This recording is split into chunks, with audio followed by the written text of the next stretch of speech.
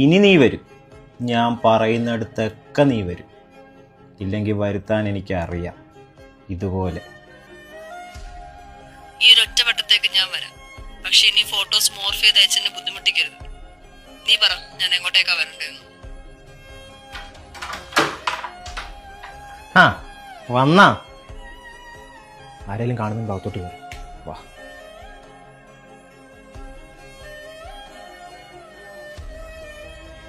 ഇവിടെ ആരും ഇല്ലേ? അച്ഛനും അമ്മ ഒരു കല്യാണത്തിന് പോയിരിക്കുക, വൈകിട്ട് വരും. അതെന്തായാലും നന്നായി.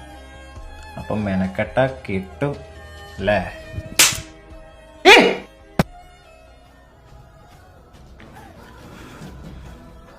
നിനക്ക് മാത്രമല്ല, എനിക്കും അറിയാം മോർഫ് ചെയ്യാനൊക്കെ.